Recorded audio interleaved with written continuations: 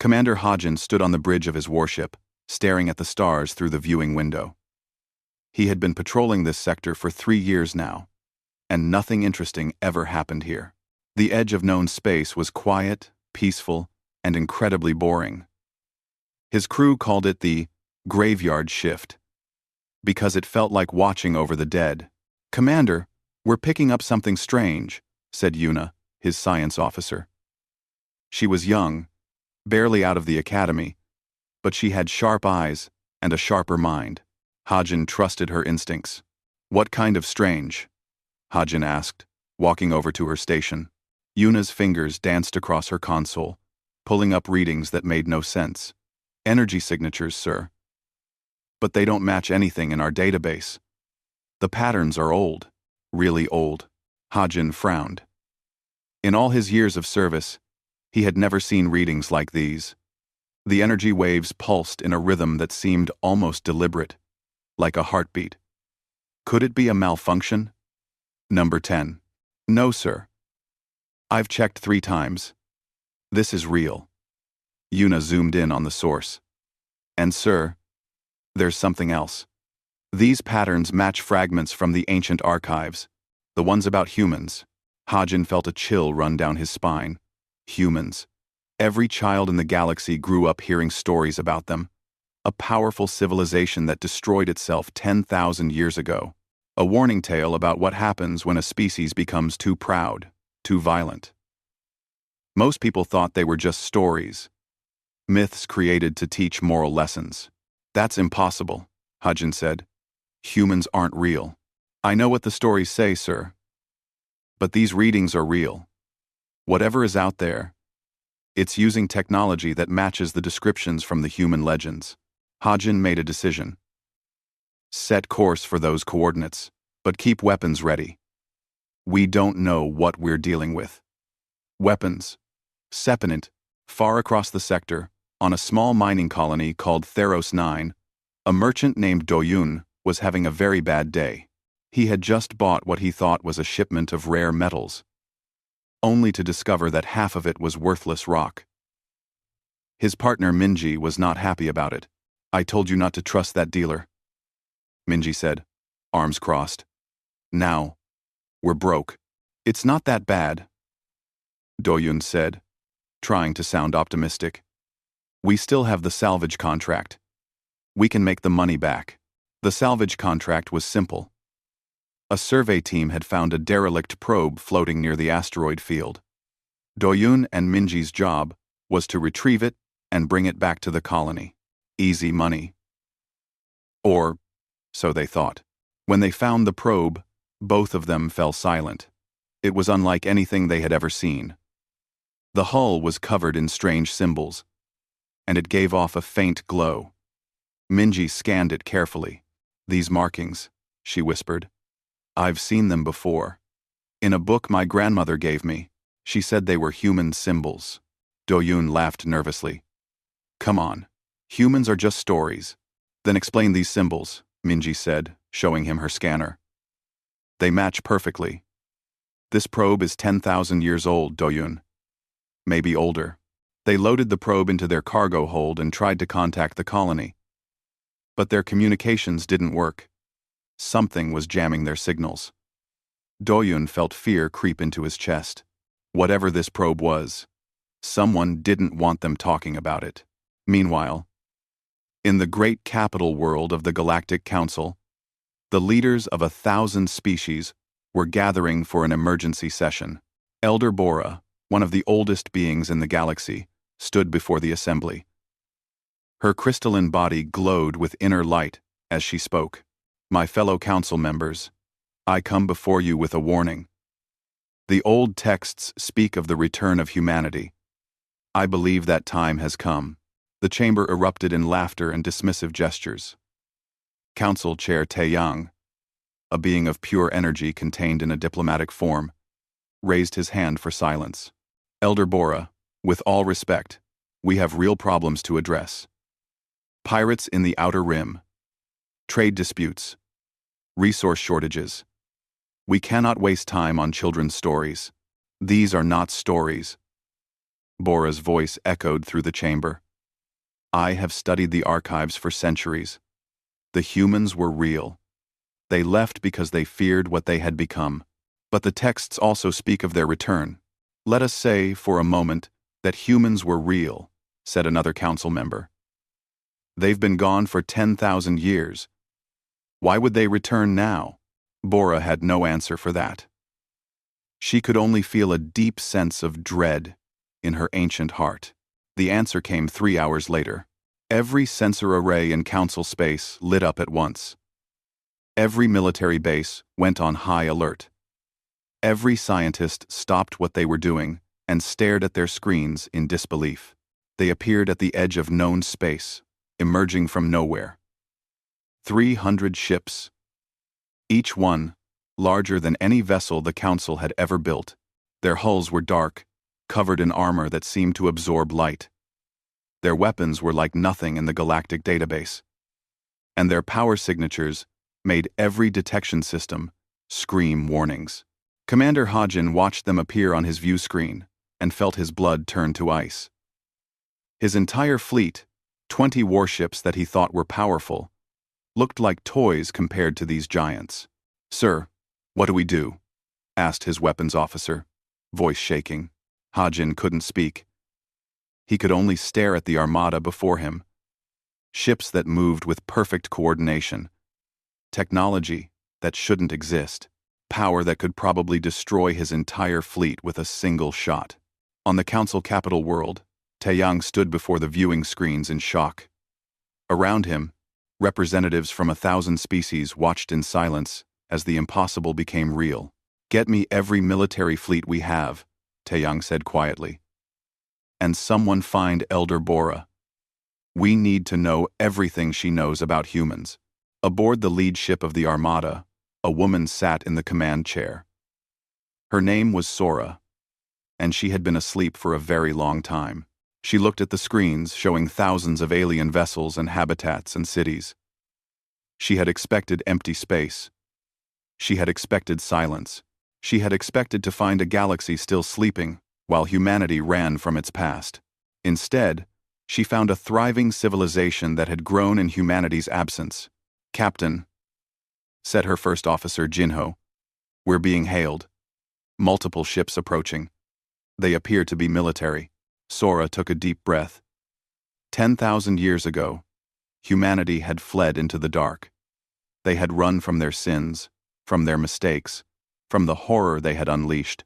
They had hoped to find peace in the empty spaces between stars, but peace had never found them. And now, after all this time, after all those long years in the dark, they had come to the one place they thought they would never see again. Home. Or at least, the galaxy that had once been home. Open all channels, Sora said. Let's introduce ourselves. In the vast darkness of space, the impossible had happened. Humanity. The myth. The legend. The ghost story told to frighten children. Had returned, and nothing in the galaxy would ever be the same again. The news traveled faster than light itself. Within hours, every world in the galaxy knew about the Armada. Panic spread like wildfire. Some species began evacuating their border colonies. Others armed themselves and prepared for war. Stock markets crashed. Religious leaders declared the end times. Parents held their children close and whispered old prayers. Commander Hajin had never felt so small in his life. His orders were clear but terrifying. Make first contact with the human fleet. Establish communication. Determine their intentions. Do not, under any circumstances, start a war that the Council could not possibly win. Easy orders, muttered Hajin as his ship approached the Armada. Just chat with the monsters from every nightmare our species has ever had. Yuna worked at her console, trying to find the right communication frequency. The human ships were not responding to standard hails. They just sat there in space, silent and dark, like predators watching their prey. Try the old frequencies, Hajin suggested. The ones from the ancient archives. Yuna nodded and adjusted her equipment. She broadcast on wavelengths that had not been used in thousands of years. For a long moment, nothing happened. Then, suddenly, one of the human ships lit up. A voice came through, speaking in a language that Yuna's computer had to translate. "This is Captain Sora of the human vessel Indomitable. We mean no harm. We request permission to speak with your leaders." The voice was calm, almost gentle. Hajin had expected something harsh, military, threatening. Instead, the human sounded tired. The computer translation was good, but Hajin could hear something beneath the words. Sadness. Maybe. Or hope. "This is Commander Hajin of the Galactic Council Defense Fleet. We will escort you to a neutral meeting location. Please follow our course and maintain distance." "Understood, Commander. We will follow." The journey to the meeting station took 2 days. During that time, Hajin learned more about the humans than he ever wanted to know. Their ships were old, ancient, even by human standards. They had been traveling for generations. Entire lifetimes had passed aboard those vessels. The crew had been sleeping in special chambers, waking only when needed, aging slowly while the universe moved on without them. On the diplomatic station, Ambassador Hyrie prepared for the most important meeting of her life. She had spent her entire career studying ancient civilizations. She had written books about the human legends. She had given lectures arguing that humans might have been real. And now, impossibly, she was about to meet them. Her aide Wujin was less excited. What if they're hostile? What if they came here to conquer us? Then we're already conquered, Hyrie said simply. Did you see their fleet? We have no choice but to talk. Besides, if they wanted to attack, they could have done it already. The meeting room was designed to be neutral, comfortable for many different species. When Captain Sora entered, Hyrie felt her breath catch. The human looked ordinary. 2 arms, 2 legs, a face with 2 eyes and a mouth. She wore a uniform that was clearly military but not threatening. She moved with grace and confidence. Behind Sora came her first officer, Jinho. He was taller, with cautious eyes that scanned the room for threats. Both humans looked tired, but not weak. They looked like people who had traveled a long, long road and finally reached their destination. Ambassador Hyrie, Sora said, bowing slightly. Thank you for meeting with us. Captain Sora, Hyrie replied, returning the bow. Welcome. Though I must admit, we did not expect you. We thought your people were extinct, Sora smiled sadly. We thought we might be too. The galaxy changed while we were gone. When we left, there was no Galactic Council, no great civilization of peaceful species. There was just empty space and the mistakes we were running from. What mistakes? Asked Hyrie. Sora and Jinho exchanged glances. Finally, Sora spoke.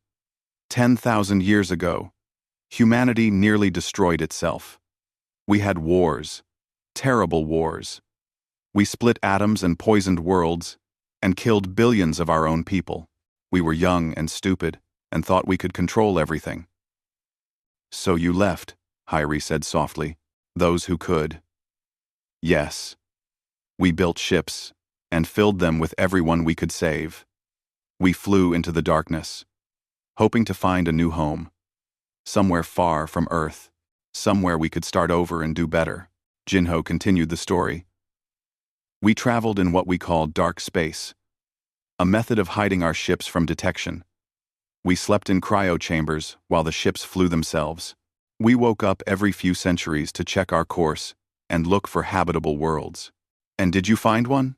Asked Wujin. No, Sora said. Every world we found was either dead, or already claimed, or too dangerous. We kept searching, kept hoping, and then our sensors detected this. She gestured around them. A thriving galactic civilization. Thousands of species living in peace. Everything we had dreamed humanity might become. The meeting lasted hours. Sora explained that humanity had changed during their long exile. They had learned from their mistakes. They had developed new philosophies, New ways of thinking. They no longer believed in conquest or domination. They just wanted a place to live, to rest, to be part of something larger than themselves. Hyeri wanted to believe her. But she had to ask the hard question. Your ships are weapons, Captain. Very powerful weapons. How can we trust that you will not use them against us? You can't, Sora admitted. Trust must be earned. We understand that. We are willing to share our technology, our knowledge, our culture. We will prove ourselves through actions, not words. While the diplomats talked, Doyun and Minji were having their own adventure. They had managed to decode part of the ancient probe's message. What they found made their blood run cold. The probe was a warning beacon.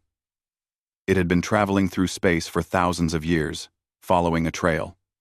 The message was in old human language, which Minji's computer could barely translate.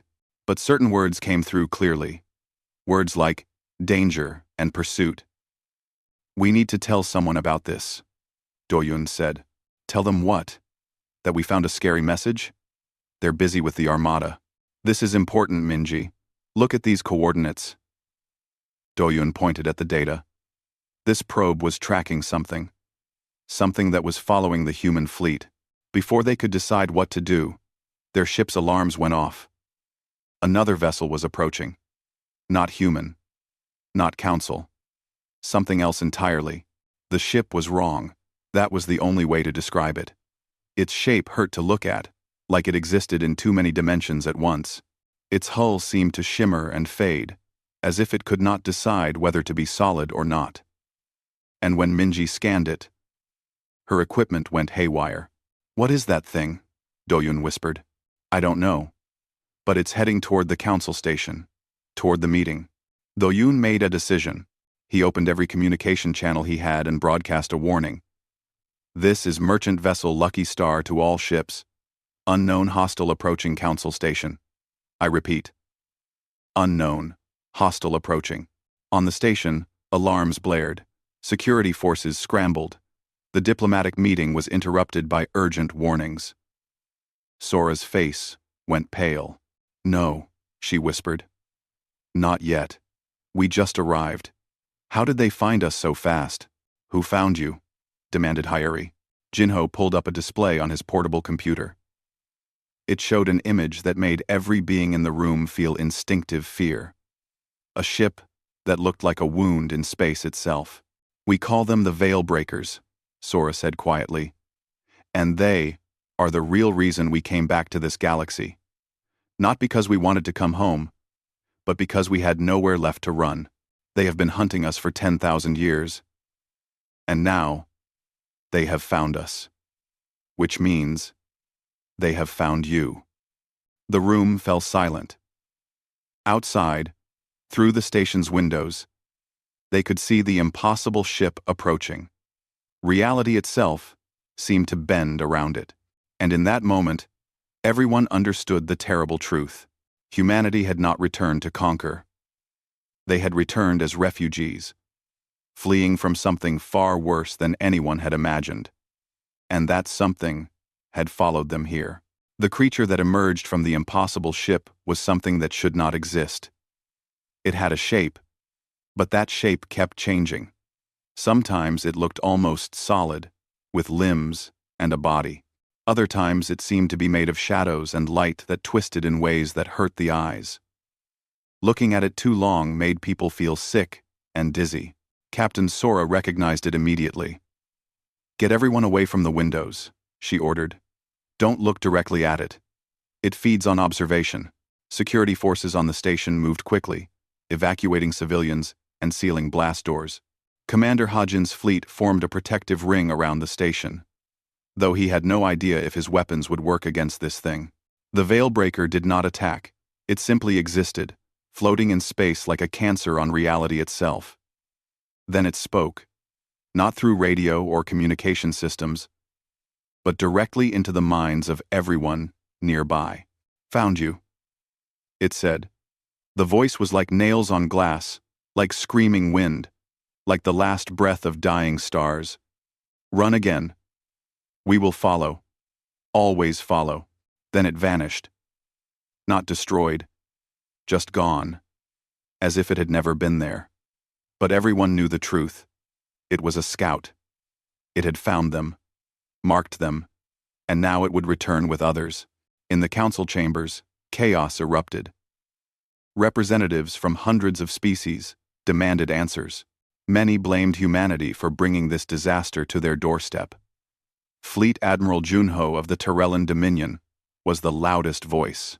"They brought monsters to our galaxy," he shouted, his scales turning dark with anger. "We should force them to leave immediately. Send them away before more of those things arrive." His second officer, Nari, stood quietly behind him, but her eyes showed doubt. She had studied the recordings of the Veil Breaker. If creatures like that were hunting humanity, where could they possibly go? Elder Bora spoke up, her crystalline voice cutting through the noise. "Running will not help. Did you not see what that being was? It exists partially outside our dimension. It can track prey across the galaxy. If it has marked this location, leaving will not save us." "Then what do you suggest?" demanded Junho. "I suggest we listen to the only people who have survived these creatures for 10,000 years, Bora said, gesturing to where Sora and Jinho stood. Sora stepped forward. She looked exhausted but determined.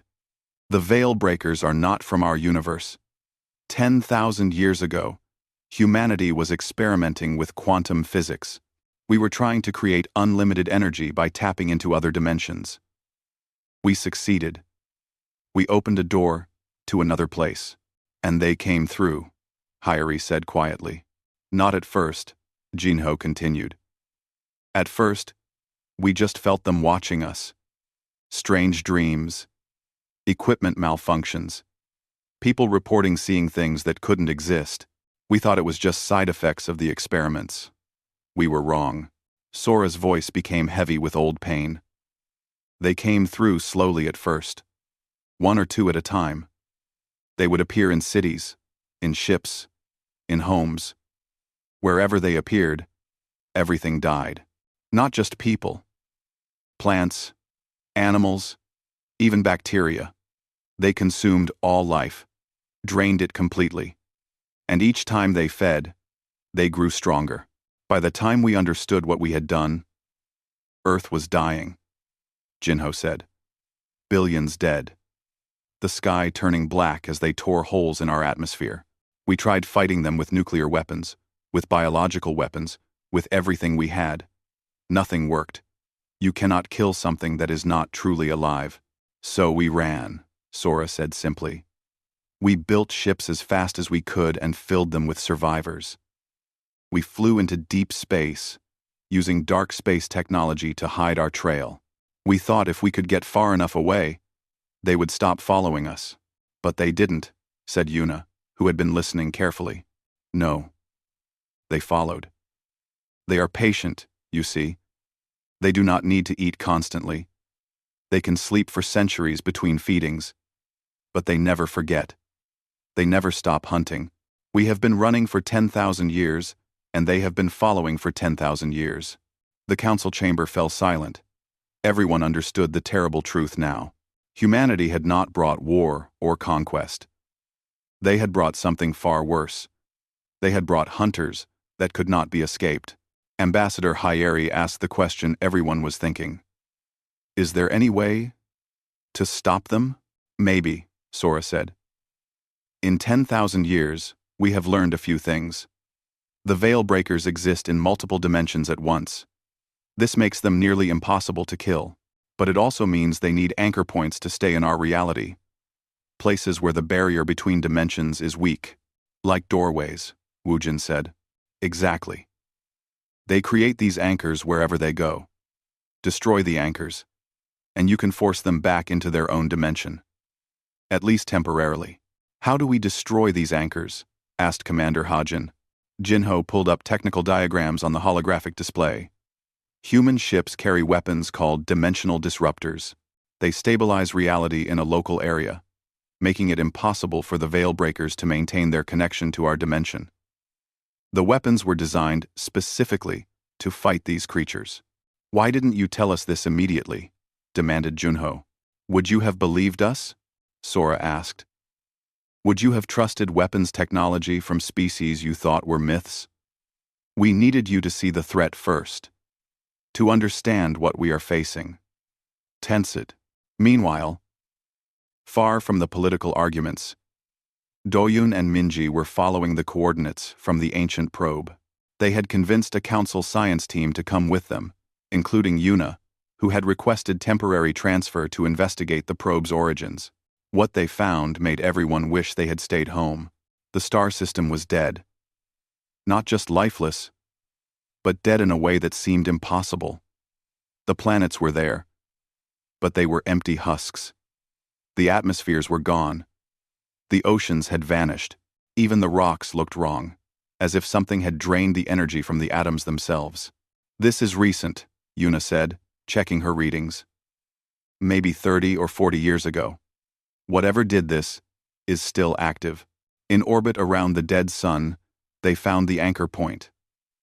It looked like a massive crystal structure, but crystals that bent light in impossible ways.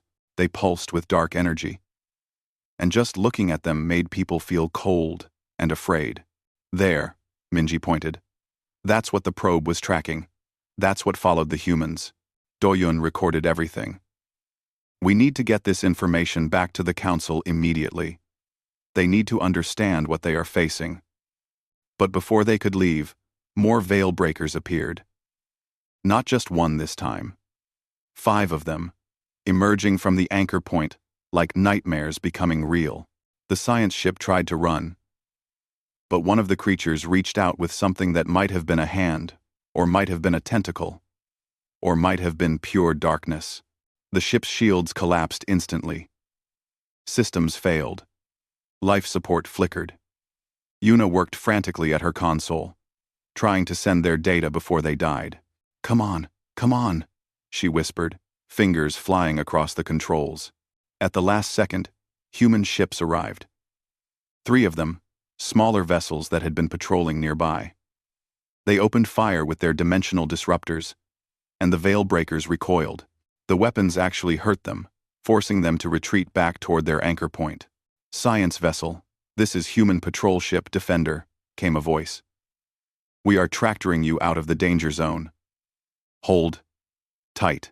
The human ships formed a protective triangle around the damaged science vessel and jumped to faster than light speed, leaving the dead system behind. The veil breakers did not follow. But their message was clear. They were coming. And there were more of them than anyone had thought. Back on the council station, Sora received the report from the patrol ships. She looked at the data from Yuna's scans and felt her heart sink. 5 veil breakers in one location. That meant they were gathering, preparing for a major attack. "How long do we have?" asked Hyrie.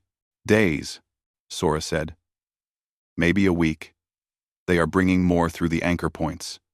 When they have enough, they will attack. And they will not stop until they have consumed everything." Elder Bora placed a crystalline hand on the holographic display showing the dead system. "Then we must prepare. All of us. Together." Fleet Admiral Junho had been watching and listening quietly. He had seen the recordings of the human ships saving the science vessel. He had seen beings that his weapons could not touch flee from human technology. His pride was damaged, but he was not a fool. "What do you need from us?" he asked Sora. "Everything," she replied. "Your ships, your soldiers, your scientists. We need to adapt our disruptor technology to work with your vessels. We need to train your crews in fighting tactics that work against these creatures. And we need to find and destroy every anchor point in this galaxy before the veil breakers can bring through their main force." "And if we fail?" asked Junho. Sora looked him directly in the eyes. "Then every living thing in this galaxy dies. Slowly, painfully, completely. The veil breakers do not take prisoners. They do not negotiate. They only consume.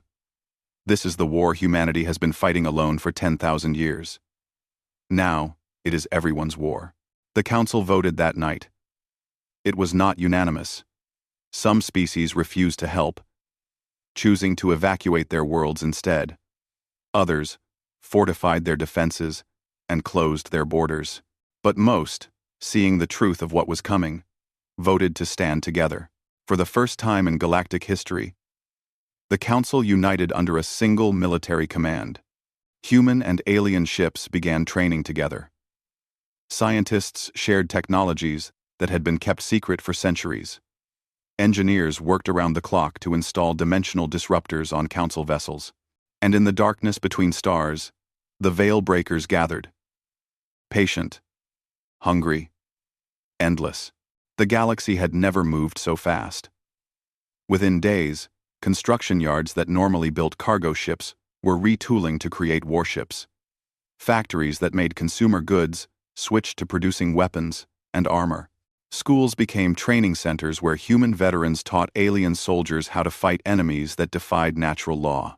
In orbit above the Council capital world, engineer Minho directed the installation of dimensional disruptors on a Tyrellan battleship. The work was delicate and dangerous. One wrong connection could tear a hole in reality itself. Higher, he called to the construction crew. The emitter needs to align perfectly with the ship's power core. Officer Nari watched from the bridge, impressed despite herself. The humans worked with practiced efficiency, as if they had done this 1,000 times before. Of course, she realized, they probably had. 10,000 years was a long time to perfect your weapons. Will this really work? She asked Minho when he came aboard to check the connections. Against 1 or 2 veil breakers? Yes, he said honestly.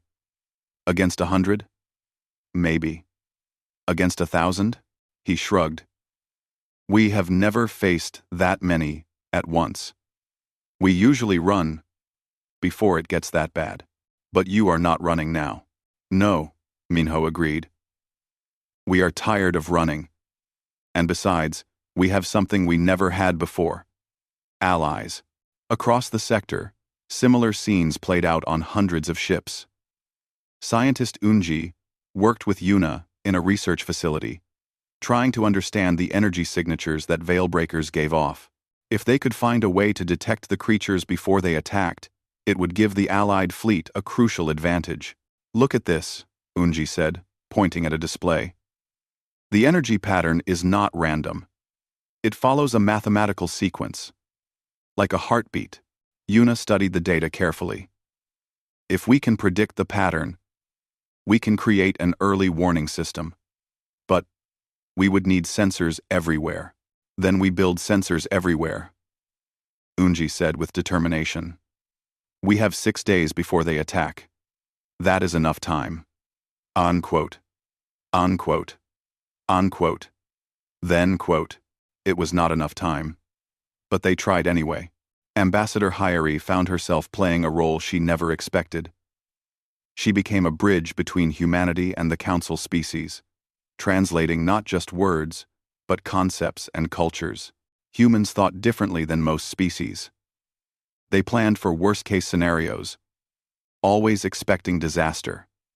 It made them seem paranoid, but it also made them survivors. Woojin helped her organize supply lines and refugee protocols. What happens to the civilians? He asked. The people who cannot fight? We evacuate them to the core worlds, Hyeri said, as far from the fighting as possible. If the fleet fails, they might have a few extra weeks to live. You mean before the veil breakers find them? Yes. Hyeri hated being so blunt, but there was no point in lying. Everyone needed to understand the stakes. Merchant Doyun and Minji had become unlikely heroes. Their discovery of the dead system and the anchor point had provided crucial intelligence. Now they led teams of scouts, searching for more anchor points throughout Council space. Another one, Minji reported from their ship's sensor station. In the Kareth system. And it is active. Doyun marked it on the tactical map. That made 17 anchor points discovered so far. 17 doorways through which the veil breakers could pour into their dimension. Each one needed to be destroyed, but destroying them required getting close enough to plant charges, and getting close meant exposing ships to attack. We need a plan, Doyun said. We cannot just charge at these things. Captain Sora was thinking the same thing. She stood in the command center of the new combined fleet, studying the tactical displays with Commander Hajin and Fleet Admiral Junho. The three of them had formed an unlikely partnership, bound together by necessity. The enemy is gathering here. Sora pointed to a region of space near the Thanix Nebula. Our scouts have detected at least 30 veil breakers and counting. That is the largest concentration we have ever seen. Why there? The nebula provides cover, Junho realized. Dense particle fields interfere with sensors. They can hide their numbers from us. And build up their forces for a major attack, Sora agreed. We have two choices. We can wait for them to attack and fight defensively, or we can strike first. Striking first means going into the nebula, Hajin said slowly. We would be blind, fighting on their terms, but waiting means they choose when and where to attack. Junho countered. They could hit multiple systems simultaneously, spread our forces thin. Sora looked at both of them. What do you think we should do? It was a test. Hajin realized. Sora was giving them a chance to prove they could make hard decisions. He thought about his crew, about Yuna, and all the other young people who trusted him to keep them safe. He thought about the millions of civilians depending on the fleet to protect them. We attack, he said firmly. Better to fight them where they are than let them choose the battlefield. Junho nodded agreement. We attack, but we need a strategy that plays to our strengths. Over the next 3 days, they planned the battle. Human ships would lead the assault, their dimensional disruptors clearing paths through the enemy. Council vessels would provide support, using superior numbers to overwhelm isolated veil breakers. Scout teams, led by Doyun and Minji, would slip through the battle to destroy the anchor points. It was a good plan. Maybe even a great plan.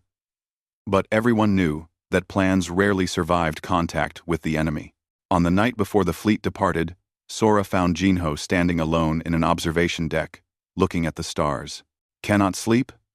She asked. Too many memories, he replied. Every time we fight them, I remember Earth, remember everyone we lost. I know. Sora stood beside him. But this time is different. This time, we are not alone. What if we fail? What if we lead all these people to their deaths? Then we will have failed together, Sora said simply. That is better than succeeding alone. And who knows? Maybe together we can do what we could never do alone. Maybe we can actually win. Across the fleet, similar conversations were happening. Veterans comforted rookies. Engineers checked their systems one last time. Scientists verified their calculations. Families sent messages to loved ones, just in case. Yuna wrote a letter to her parents. She told them she was scared but proud to be serving. She told them she believed in what they were fighting for. She told them she loved them. Then, she sealed the letter and put it in her personal effects, hoping she would never need to send it. Minho inspected the dimensional disruptors one final time. He had installed thousands of them over the years, but these felt different.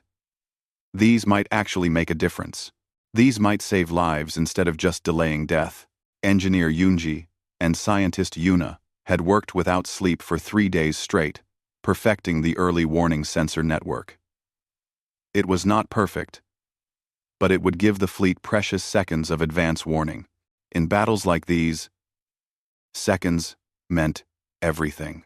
The fleet assembled at the rally point. 300 human ships, the last remnant of an ancient civilization. 2,000 council vessels, representing dozens of species who had never fought together before. 5,000 smaller craft. Fighters, and bombers, and scouts. It was the largest military force ever gathered in galactic history. And everyone knew it might not be enough. Fleet Admiral Junho stood on his bridge, looking at the tactical display. He had spent his career fighting pirates and raiders, small threats that could be handled with standard tactics. This was different. This was war on a scale he had never imagined. Officer Nari approached him quietly. "Sir, the crews are ready. The ships are ready. We wait only for your command." Junho looked at her, seeing the trust in her eyes. She believed in him. They all did. He could not let them down. "Open a channel to all ships," he ordered. When the channel opened, Junho spoke clearly and firmly. "This is Fleet Admiral Junho to all vessels. Today we face an enemy unlike any we have known. An enemy that has hunted humanity across 10,000 years. An enemy that wants to devour everything we have built, everything we love, everything we are." He paused, letting his words sink in. But today, that enemy faces something they have never faced before. Today, they face us. Not humans alone. Not council species alone. Today they face all of us together, united in defense of life itself. On the human flagship, Sora listened to Junho's speech and smiled. He was learning. They all were. Today we do not fight for territory or resources or glory. Junho continued. We fight because if we do not, everything ends. We fight because our children deserve a future. We fight because together, we are stronger than anything the darkness can throw at us. His voice rose, filled with passion. To all ships, form up and prepare for jump. We go to the Thanix Nebula. We go to face the storm, and we will show these creatures that the galaxy is not theirs to consume. This is our home, and we will defend it to our last breath. The fleet jumped as one, thousands of ships disappearing into faster-than-light travel. Behind them, they left families and homes and hopes. Ahead of them lay the nebula, the enemy, and a battle that would decide the fate of the galaxy. In the Thanix Nebula, the Veilbreakers felt the fleet approaching. They did not fear. They did not worry. They had consumed thousands of worlds over eons. This would be no different, but they were wrong. For the first time in their existence, they were about to face prey that would fight back with teeth of their own. The Thanix Nebula was beautiful and deadly. Clouds of purple and gold gas swirled through space, lit by young stars burning bright and hot. But within that beauty lurked something ancient and hungry. The Allied fleet dropped out of faster-than-light travel at the nebula's edge. Commander Hajin stood on his bridge, watching the sensor readings carefully. The nebula interfered with long-range scans, just as they had expected. Somewhere in those clouds, the enemy was waiting. "All ships, spread out in attack formation," ordered Fleet Admiral Junho. "Human vessels take point. Council ships provide support and flanking positions." Captain Sora felt the familiar weight of command settle on her shoulders. She had fought this enemy more times than she could count, but never with allies. Never with hope. "Helm, take us in," she ordered. "Weapons. Charge the dimensional disruptors. Set them to maximum range." The Indomitable led the human fleet into the nebula. Behind them came 2,000 council ships, crews tense and ready. This was it. Everything they had prepared for came down to this moment. The first attack came without warning. A Veilbreaker materialized directly in front of a council cruiser, its form flickering between dimensions. The cruiser's shields collapsed instantly. The hull began to crack as reality itself bent around the creature. "Fire!" shouted Sora. The Indomitable's dimensional disruptors fired, beams of stabilized reality lancing through space. Where they struck the Veilbreaker, the creature became solid, truly present in their dimension. And solid meant it could be hurt. A dozen council ships opened fire with conventional weapons. Energy beams and missiles struck the creature, tearing chunks from its now vulnerable form. The Veilbreaker screamed, a sound that resonated through multiple dimensions, and tried to flee back into its own realm, but the disruptors held it in place. The creature thrashed and fought, but more ships joined the attack. Finally, it dissolved into nothing, truly destroyed for the first time in its eternal existence. "We can hurt them," Yuna shouted from her sensor station. "The disruptors work." Her celebration was cut short as 20 more veil-breakers appeared, then 50, then 100. The nebula was full of them, and now they all attacked at once. The battle became chaos. Ships fired in every direction, trying to stabilize reality long enough to destroy the flickering horrors. The dimensional disruptors worked, but each one could only affect a small area. There were too many enemies, and not enough disruptors. "We need to fall back," shouted Hajin as his ship took heavy damage.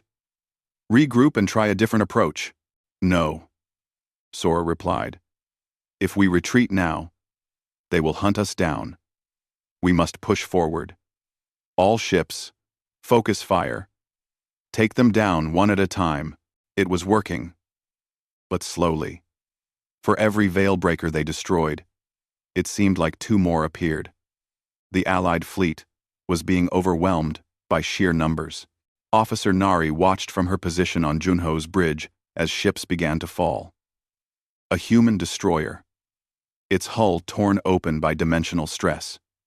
A council frigate, consumed completely by a feeding veil breaker. A fighter wing, scattered and destroyed as reality warped around them. "Sir, we are losing too many ships," she reported to Junho. "We need to do something different." Junho looked at the tactical display, his tactical mind racing through options. Then, he saw it. The anchor points. They were all connected, forming a network through the nebula. If they could destroy the main anchor, the others might collapse. "All scout teams," he broadcast. "Locate the central anchor point. All other ships, defensive formation. Protect the scouts at all costs." Doyun heard the order and exchanged glances with Minji. "That means us," he said. "I know," she replied, already plotting a course. "Let us go hunting." Their small ship, along with a dozen others, broke away from the main fleet and dove deeper into the nebula. Behind them, the battle raged on. Ships exploded. Crews died. But the fleet held the line, buying the scouts precious time. Engineer Minho worked frantically in the Indomitable's engine room. The dimensional disruptors were overheating from constant use. "I need more power," he shouted to his crew. "Divert everything from non-essential systems. Everything is essential right now," one of his engineers replied. "Then make a choice," Minho snapped. They chose weapons. They could always put on spacesuits if the air ran out. Scientist Unji and Yuna had linked their sensor systems together, creating a network that could track veil breakers more effectively. "There," Yunji pointed. Concentration of energy readings, deep in the nebula. "That must be the main anchor." Yuna relayed the coordinates to Doyun's scout team. "It is heavily guarded. 20, maybe 30 veil breakers surrounding it." "Wonderful," muttered Doyun. But they had no choice. The scout ships pushed forward, using the nebula's interference to hide their approach. When they finally saw the anchor, it took their breath away. The thing was massive, bigger than a space station. It looked like a crystal mountain floating in space, but the crystals were wrong. Twisted, existing in angles that should not exist. Dark energy pulsed through it, and just looking at it made people feel cold and hollow inside. That is what has been feeding them power, Minji realized. That is their doorway. "Then we close it," Doyun said grimly. "All ships, arm explosive charges. We are going to blow that thing to atoms." But the veil breakers had noticed them. Dozens of the creatures converged on the scout ships, hungry and angry. The small vessels dodged and weaved, their pilots pushing their ships to the limit. Back in the main battle, Captain Sora saw what was happening. The scouts were pinned down. They could not get close enough to destroy the anchor. "Jinho," she said quietly, "you know what we have to do." Her first officer looked at her with sad eyes. "There must be another way." "There is not." Sora opened a channel to the entire fleet. "All ships. This is Captain Sora. We are going to ram the anchor point. The Indomitable will overload its dimensional disruptors at the moment of impact. The resulting explosion should destabilize the entire network. Captain, that will destroy your ship, Hajin protested. I know, Sora said calmly. But it will also destroy them. And that is what matters. I am coming with you, Junho announced. My ship will provide support. Admiral, you do not have to. Neither do you. Junho interrupted. But we do it anyway. Because that is what leaders do. That is what heroes do. 2. Junho. 2. Do not harse. All across the fleet, captains began volunteering their ships. Sora felt tears in her eyes. These people, these species that humanity had never met before, were willing to die beside her. No, she said firmly. One ship is enough. The rest of you, cover the scouts. Make sure they get clear of the blast. And if we fail, you keep fighting. You never stop fighting. Promise me. We promise, said Hajin quietly. The Indomitable broke from the formation and accelerated toward the anchor point. Veil breakers swarmed around it, tearing at the hull. But the ship's disruptors kept them at bay. Sora sat in her command chair, calm and ready. All crew, abandon ship, she ordered. This is not a request. That is an order. Jinho stood beside her. With respect, Captain. No. Jinho, you made us a family, Sora. You kept us alive for 10,000 years. You think we will leave you now? He smiled. We are staying. All of us. Across the ship, every crew member returned to their stations. Not one person headed for the escape pods. They would see this through together. Sora tried to speak but could not find words. Finally, she just nodded. Then let us finish what we started 10,000 years ago. Let us show these creatures what humanity means. The Indomitable hit the anchor at full speed. In the same instant, every dimensional disruptor on the ship overloaded simultaneously.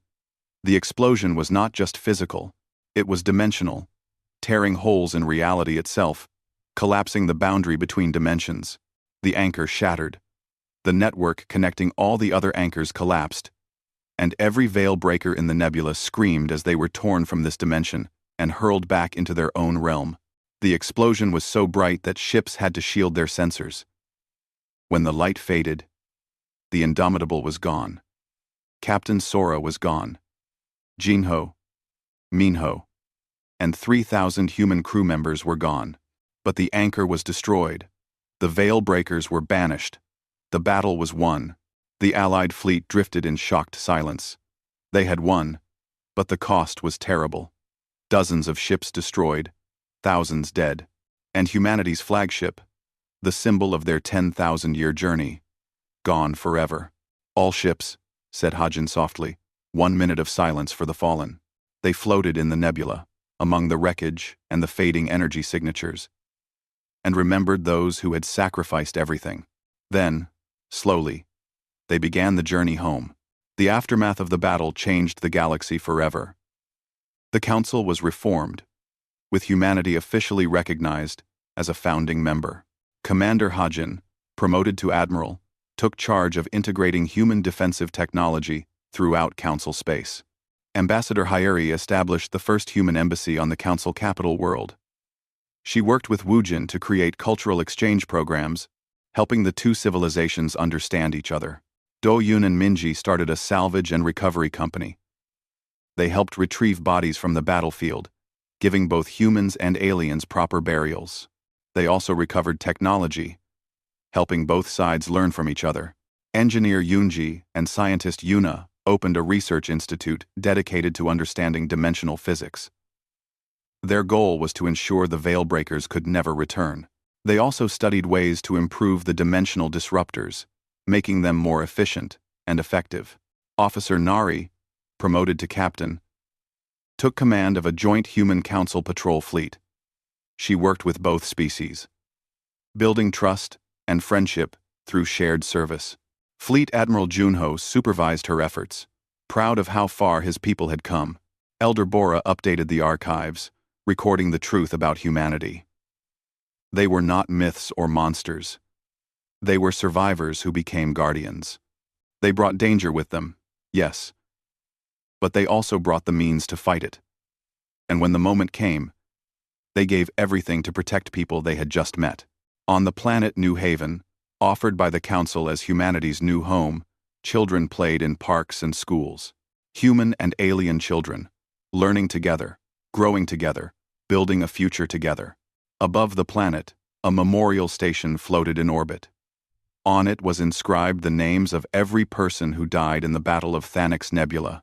At the top of the list, in large letters, were the words, Captain Sora and the crew of the Indomitable. They thought humanity was a myth. They were wrong. Every year, on the anniversary of the battle, ships from across the galaxy came to the memorial. Veterans told stories to young people who had never known war. Families remembered loved ones lost, and everyone gave thanks for the sacrifice that saved them all. In the darkness beyond known space, sensor stations watched constantly for any sign of the Veilbreaker's return.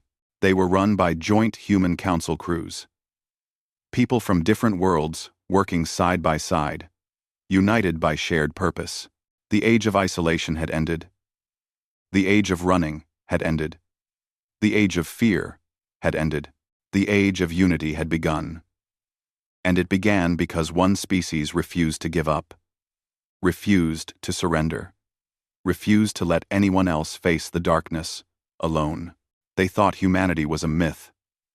But humanity was real. And humanity stood when it mattered most.